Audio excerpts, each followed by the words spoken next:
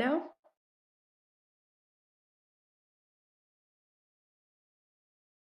All right, perfect. So let's get started. So, welcome everybody to our Horizon Weekly Insider number 120, 142nd. Today is Monday, June 27 of 2022. So, thanks for joining us live here as usual. And please be aware that we are recording this call, and you can also check it out later in our Horizon podcast. Also, please remember to ask your questions for the team on Menti. We're going to be providing here the link as usual. So we are going to get to answer the top three of the questions at the end. All right, let's kick it off right away with our usual updates from the engineering department. I'll welcome Alberto. Hi, Angie. Thank you. As usual, let's start with Zendu. So, last week we finished reviewing the design document about the management of those sites whose use case doesn't require the season functionality. And in particular, the approach that we're going to follow is the one focused on the variable epoch length. So, uh, let's say there are some sessions where the mention backward transfer request is not required, where we we don't bind the sidechain to answer to a request. So for these sidechains, we can relax, as we said in the previous Weekly Insider, we can relax the concept of ceasing, and but the question was how we do it, how we implement it in an efficient way. After having performed this analysis, we saw that the best approach to proceed with is making a variable epoch length sidechain. These will allow, for example, for a sidechain to submit a certificate, maybe even with let me say, higher rate or a lower rate, based even on backward transfers request happening on the sidechain side, and this is possible obviously because we don't have let's say the requirement of posting the certificate and answering to mention backward transfer request. In reality, we are even thinking, I mean, but this is not for now, it's for the future, of extending Zendu, not only for this case, but also for other cases to a variable epoch length, but it is still to be analyzed and it's not currently the focus. These changes are going to be needed for the EVM sidechain that, let me say, is using a semi-decentralized approach. And so we will be able to, let me say, take the benefits of that. Okay, so going on with Zendu. While exploring the code for changes related to the non-ceasing sidechain, we also found a possible area of improvement that is related to the verification of shielded transactions. I mean, and in particular regarding libsnark that seems to spawn n threads, one of each core of the machine, to be used for parallel verification. But as of today, it uses only one of these threads.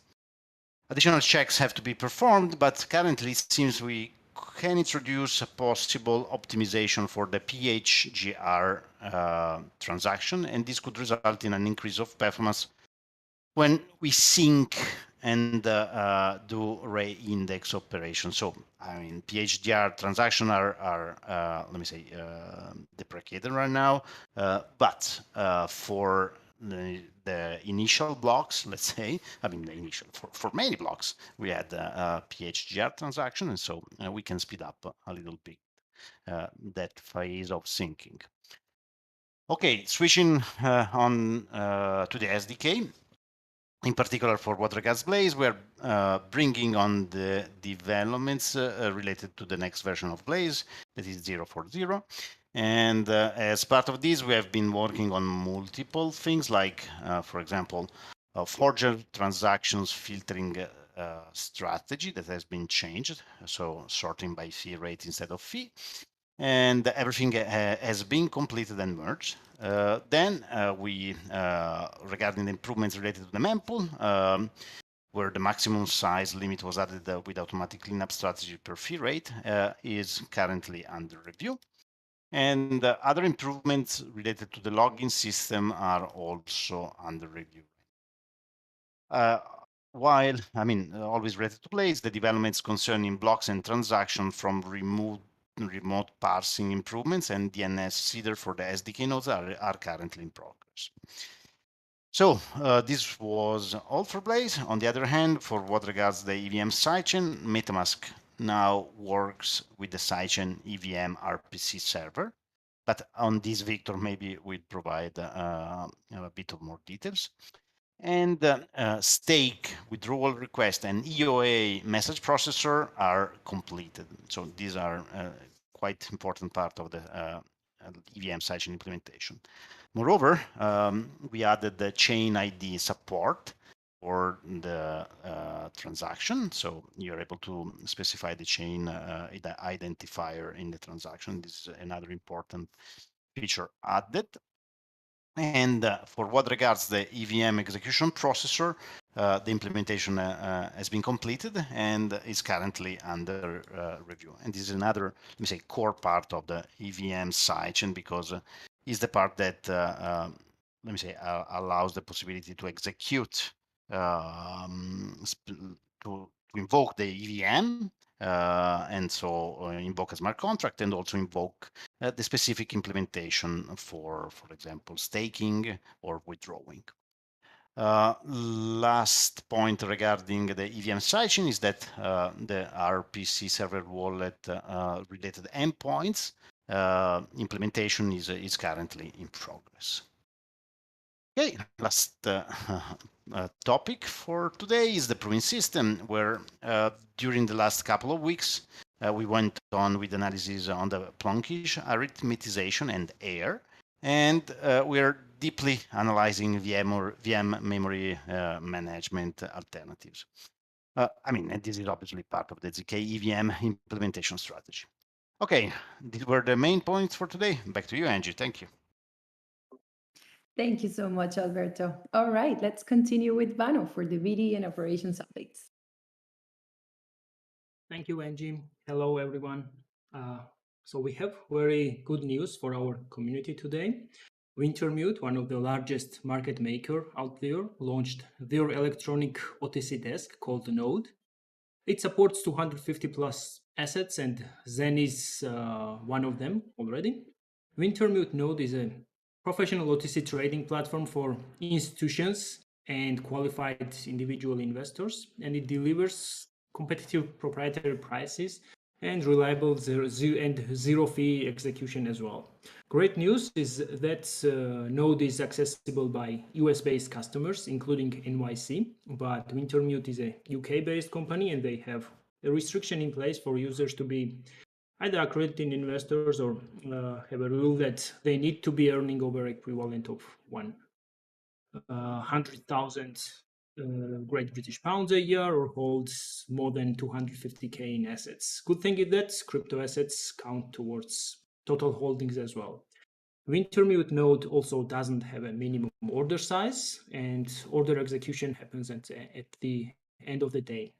Really happy for this new integration, and it further lowers the barrier of entry towards Zen, and big thanks to our partners at Wintermute for supporting us. Back to you, Angie. Thank you, Vano. All right, let's continue with Victor for the product and engineering updates. Hi, Angie. Thanks. I'm sharing the slide for the updates of today. We are providing, let's say, an update around MetaMask. Actually, about something we said last week. We had a doubt about the use of MetaMask of a certain interface that is the WebSocket, and we understood that for in our case we can live without it. Let's say MetaMask can be used without having WebSocket in, let's say, implemented in our side.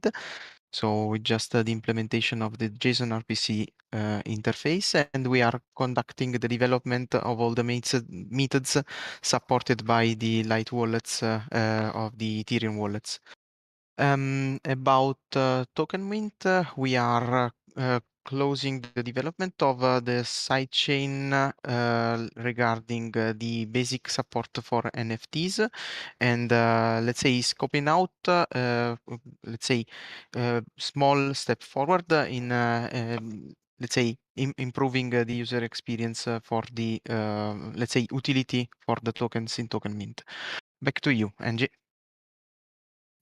Thank you, Victor. And yes, I can just kind of like add a few things regarding Token Mint. So as you already know, our target is to re-enable the send functionality of tokens in Cobalt next week. Please remember that our platform is still going through maintenance mode and some tests as well. Actually, on the testing side, the testing rounds have been finalized and the bug fix cycle is ongoing, which is good. We are targeted to complete the bug fix cycle this week as well, just addressing the final findings as well. We will also start preparing our mainnet setup stack in the following days. And this is a combined effort led by the infra team with support of sidechains and tools team. So there are several activities that are ongoing in parallel. And just to complement a little bit what Victor said regarding the NFT, which is also an ongoing effort with our mainnet release, our teams continue to work on the implementation of the NFT portion here in Token Mint. And last but not least, last week we had some very interesting discussions about the NFT long-term roadmap for Token Mint. So really good sessions and discussions with the team there. So just kind of like plan ahead and see what the vision is for NFTs in Token Mint. All right, I'll believe that next is Rob. So welcome, Rob, for the leadership and the Q&A session. Thank you, Angie, and thanks everyone for the updates so far.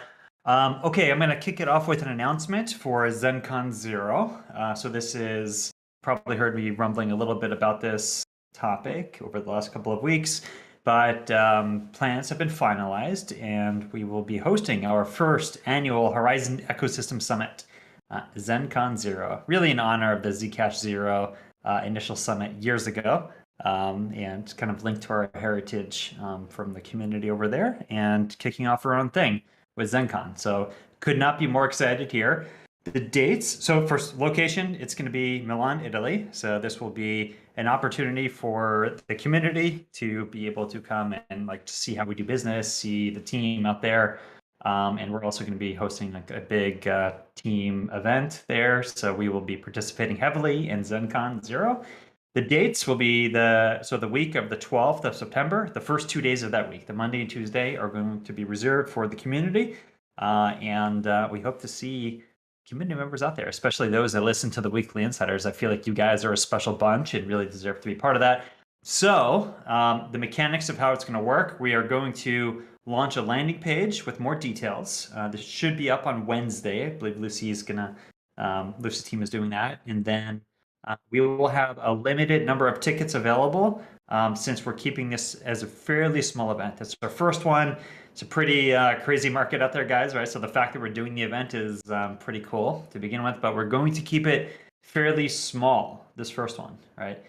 This is really meant to be a hardcore Horizen enthusiast event, and we want you guys to have an insider's look of what's coming up next, meet the team, have some special presentations from the technology side, product side, just how we do business, and just come work with us for a couple of days, see what's going on.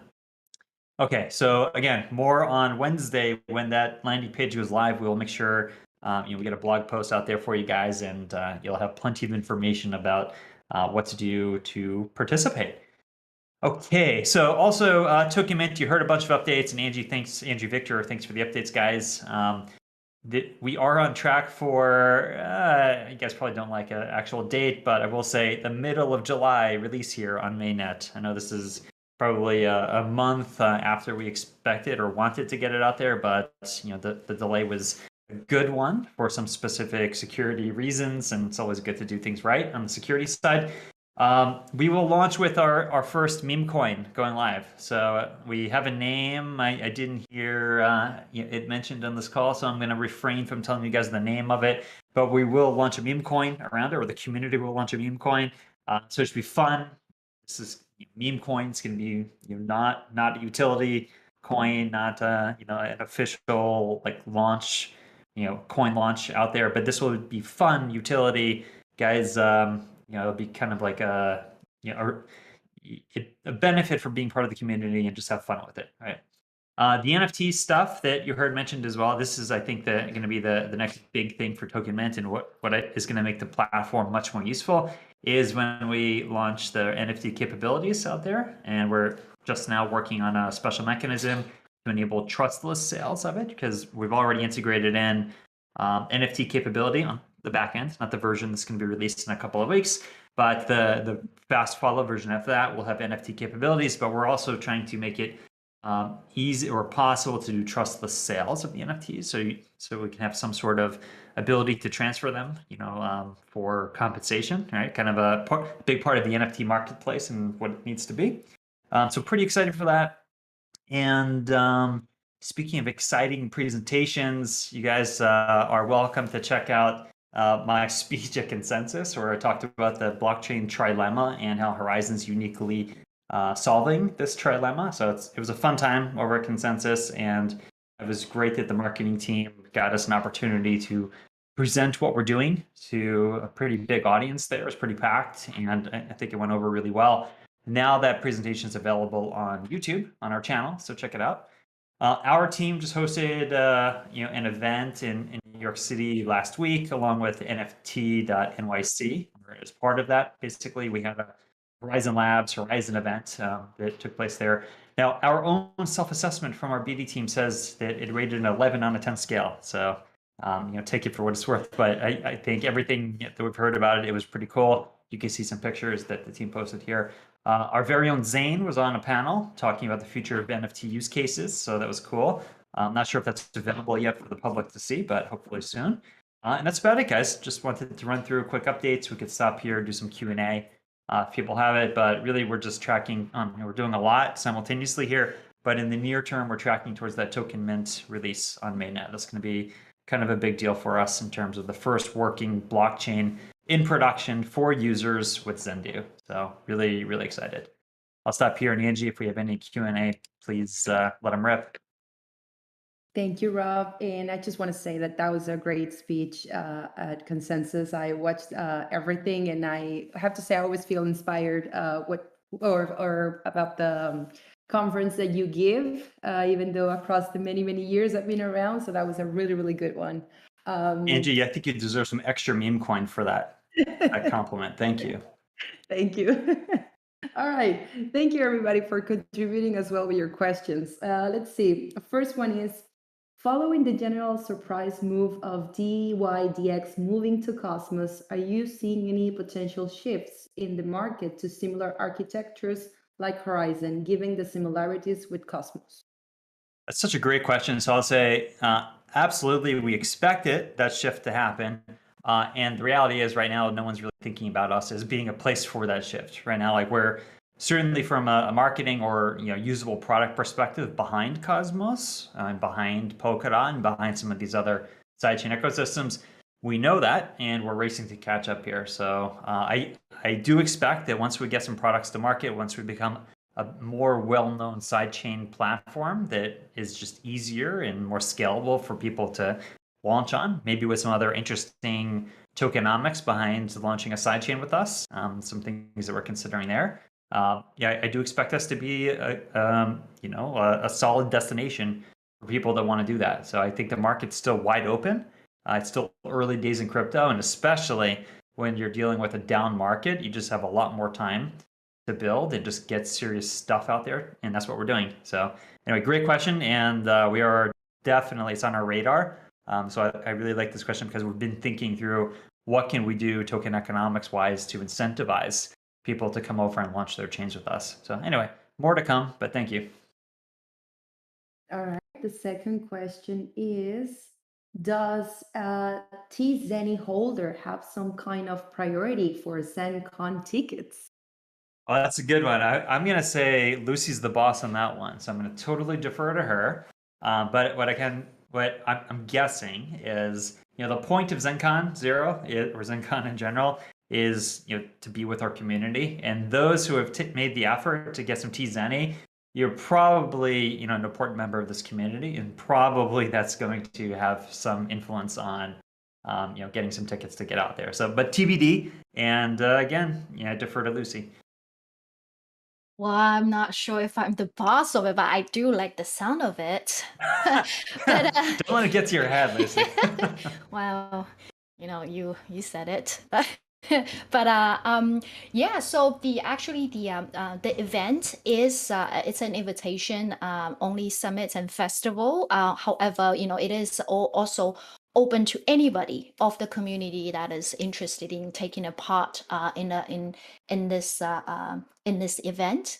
And there will be a form for people to submit a request to attend for free. So we won't be charging you for the ticket. But you do need to require to kind of send us a form to tell us some basic information. And once the landing page is up, there will be a form that you can request to attend. Anybody, people, especially people with a holding of Zen or TechZeni, and then also anything that we may or may not launch on our mainnet, Tokenman mainnet, is a proof of being a very active participant of our ecosystem. So more to come. Excited. And then the third and last question is, when more info on Zeni token mainnet launch? That's a good one. Sorry, guys. I don't have a specific answer for you. We're going to be kicking it off with this meme coin. So, again, I defer to Lucian when we want to announce the name for that. It's going to be a fun project, and going beyond that. And I'll tell you, my thought for Zeni is that it has actual, deep, meaningful utility for our ecosystem. And therefore, we've been putting in the extra effort to do a proper launch. Now, the meme coin is going to be different. It's just going to be fun, and that's something we're going to get out right away. But more details to come. Sorry, I don't have an exact answer for you, though. All right. So those were the top 3 questions. And as each and every week, we thank you, everybody, for attending our weekly Insider. More to come in very, very exciting upcoming weeks. We hope everybody has a great week, and we'll see each other around. Thank you. Bye. Thanks, everyone. Love the gifts there, Andrew.